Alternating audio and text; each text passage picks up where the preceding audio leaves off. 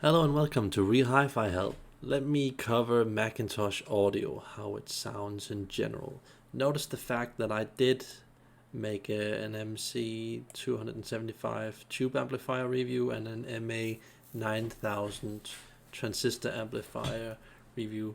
Those are some of the most known Macintosh pieces of gear out there, and they do definitely deserve a lot of attention.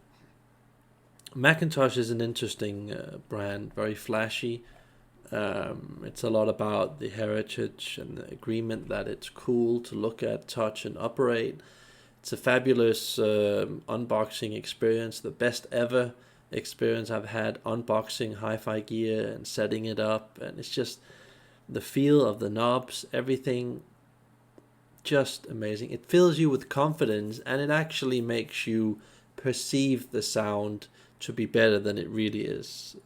So, but I would say it is a lower to mid-class brand, giving the illusion of top audio sound. So I don't say this to offend anyone. I'm just saying that you can get a sound that is a hell of a lot better. You only have to go up to something that starts from around YBA signature series to ear to Jadis for it to get a lot better. And then of course it gets even a hell of a lot better when you get into Griffin, D'Agostino sound. That's a lot better. And if you want something that's even much better, then you get Negra, and then even better Spectral, and then and probably the best gear in the world ever. Then you have Audio Note gear. But let's be real about this, because Macintosh is a religion. It is a religion. So a lot of people have it because of these things that I mentioned here. Purely because of how it looks and it sounds reasonably good. That is the thing, you know. It's an object of prestige. It's like in the olden days, owning a Rolls Royce and then taking your friends over to your castle and showing that. It's a power move, you know. You might be a doctor, an accountant, I don't know, whatever, policeman or whatever. A lot of these types of people who believe in authority and measuring things, and that things should be cool and wife and girlfriend friendly, those are people that many times have Macintosh. And I should not generalize and put everybody in that same category. I'm sorry if I do that, but those are the types of people that have Macintosh. And yes, Macintosh can to some degree actually sound pretty decent. Pretty decent. I personally, if I had to pick Macintosh, you can see in some of the older videos, I would actually take something much lower on the hierarchy of Macintosh, and actually go down to if it has to be anything that's modern, I would go down to an MA 8000 or a 9000 integrated amplifier, and I would just pair it with I wouldn't even pair it with Wilson audio speakers. I would pair it with like a B&W speaker. Let's see if I can find it. This here. I mean, that's pretty good Macintosh value. And then I would just use some Cardas cables. But then, because me being me, and I know what makes sound really good, I would then use a hell of a lot of energy on making the source that I feed to the Macintosh exceptionally good. I would not use that amount of money on the speakers. I mean, B&W D3 800 model, fine. It's a perfect speaker for most Macintosh equipment. It's a very good combination. But I would actually use a hell of a lot of time on really trying to crack the code on putting a good streamer to it, or at least just settling with like an MCD 500 CD player for Macintosh, you know, as a minimum, you know. You kind of want to use the DAC, so you could in theory feed it from the Macintosh MCD 500 to the DAC. I think that's possible. I'm not entirely sure. But let me tell you here now, you're not gonna like listening to what I have to say about Macintosh and a lot of other transistor brands. You won't like transistor at the normal high end if you don't have a proper streamer set up. And I'm not talking about buying a Blue Sound, an Aurelix, or Render, or something like that. I'm talking about doing a proper job where you make your own streamer and you have something like an Audio Gate 8 DI20 box SPDIF converter, and then you have like a clock box to that, and then you have an Uptone Audio Isoregent box.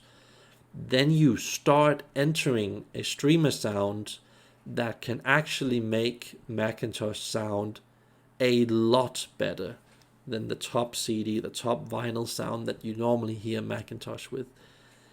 I have heard this before. It is possible to make Macintosh sound a lot better than the usual top Macintosh systems that you hear at shows and in stores. It is possible, but I'm telling you, because I really like getting close to perfection and dealing with real stuff.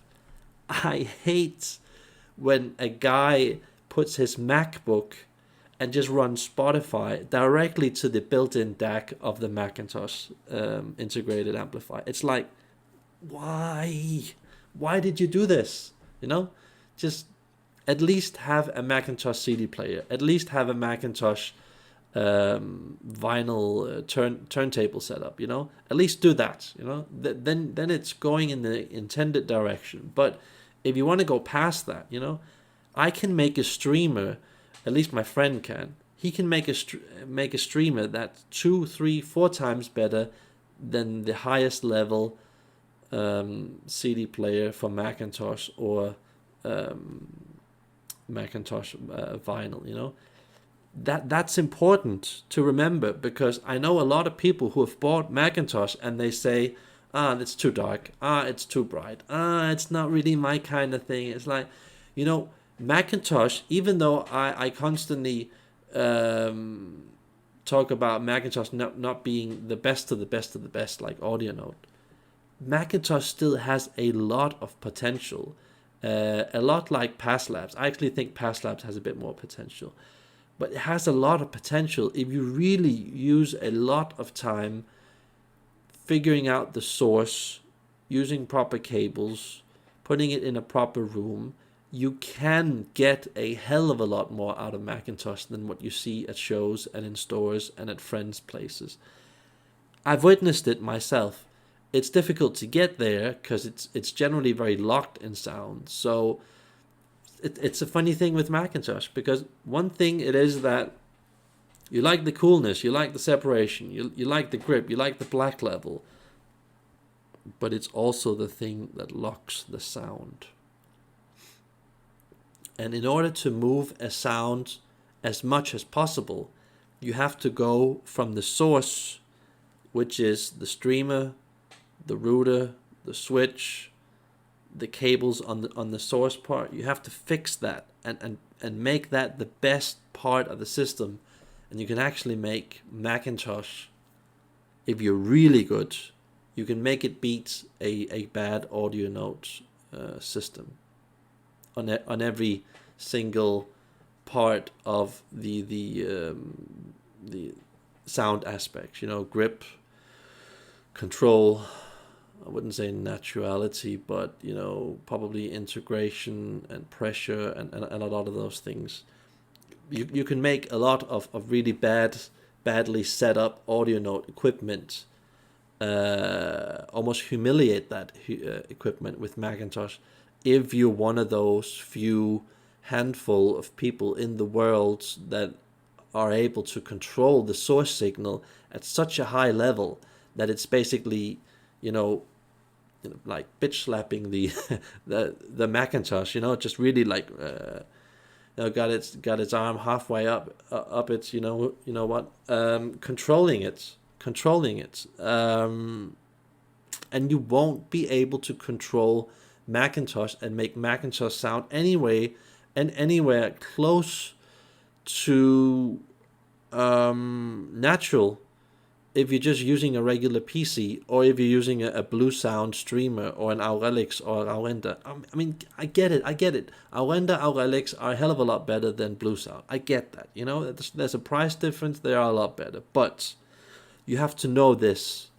There aren't any official streamers out yet in 2020 that are really top notch, that get anywhere close to the top CD performance and vinyl performance that we have currently on the market. There's nothing at all, and I think it's still going to be like this for the next 10 or 20 years time before we see a proper streamer. So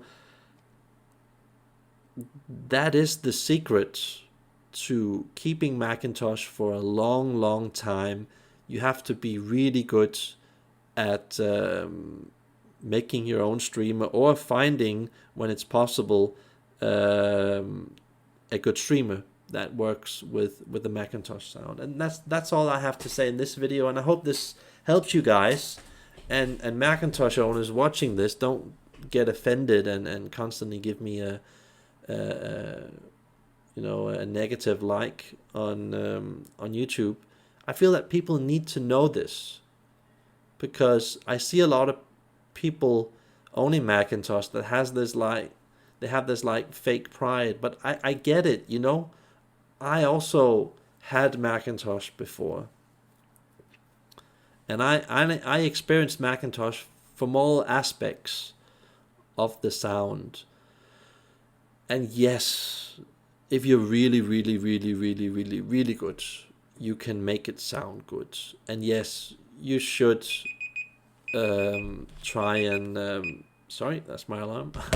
you should try and do what I said, because I really feel that a lot of Macintosh owners are sitting on top of gear that has the potential to play a hell of a lot better than the normal source material that they connect to Macintosh. So stop using Sony or Philips CD player that's like 10, 20, 30 years old. Stop connecting an Exposure or Primar CD player that costs like $1, $2, $3, $4,000. Stop doing that. It can sound okay. It can sound okay, but just just go with a Macintosh CD player as a minimum, or use a Macintosh turntable, because then you start creating a sound that you can work with, that you can make sound pretty good. And you might want to consider something like Cardis cables or MIT cables, going in the same Macintosh direction. Those are some pretty interesting suggestions on shaping the sound. So I hope you guys can use this, and let's together make hi-fi a lot better. Have a nice day. Bye.